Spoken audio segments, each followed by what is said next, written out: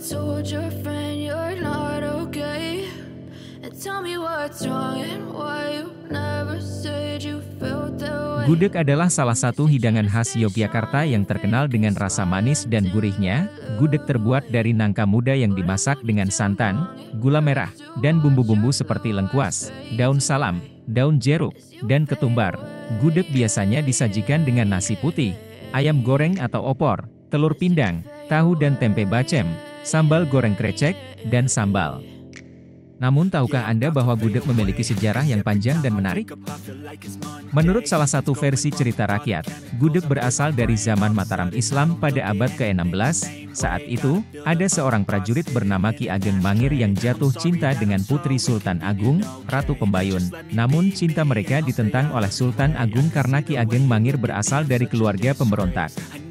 Ki Ageng Mangir pun melarikan diri ke hutan bersama Ratu Pembayun dan membawa beberapa bahan makanan seperti nangka muda, santan, gula merah, dan bumbu-bumbu. Di hutan, mereka mencoba memasak nangka muda dengan bahan-bahan yang mereka bawa. Mereka memasaknya dengan api kecil selama berjam-jam hingga nangka muda menjadi empuk dan berwarna coklat. Mereka menamakan hidangan itu gudeg, yang berasal dari kata gudeg, yang berarti mendidih dalam bahasa Jawa. Gudeg menjadi hidangan favorit mereka yang mengingatkan mereka akan cinta mereka yang tulus dan setia. Sayangnya, cinta mereka tidak berakhir bahagia. Sultan Agung mengetahui keberadaan mereka di hutan dan mengirim pasukan untuk menangkap mereka. Ki Ageng Mangir berusaha melawan pasukan Sultan Agung dengan gagah berani, namun akhirnya ia gugur di tangan salah satu prajurit.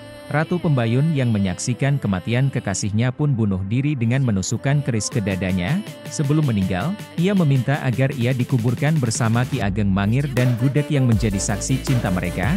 Konon, maka mereka berdua berada di Desa Mangir, Bantul, Yogyakarta.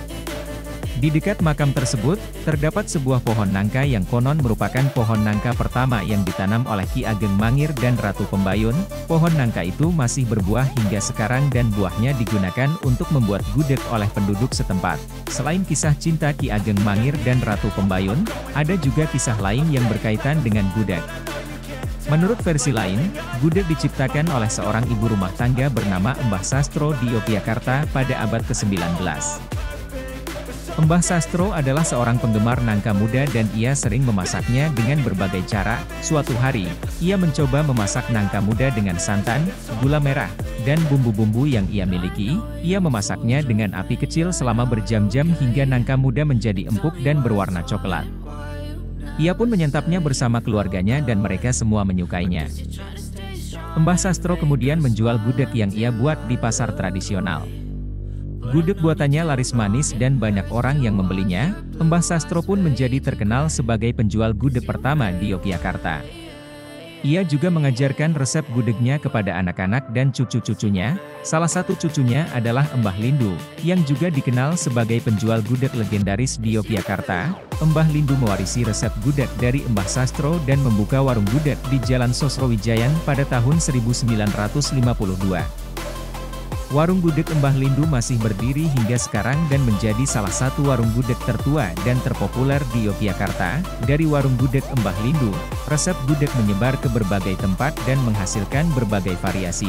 Ada gudeg kering yang tidak menggunakan santan, ada gudeg basah yang menggunakan banyak santan, ada gudeg merah yang menggunakan cabai merah, ada gudeg putih yang tidak menggunakan gula merah, dan masih banyak lagi. Gudeg juga menjadi hidangan wajib dalam berbagai acara adat dan budaya di Yogyakarta, seperti pernikahan, hitanan, selamatan, dan lain-lain. Watch your blue eyes fade to gray.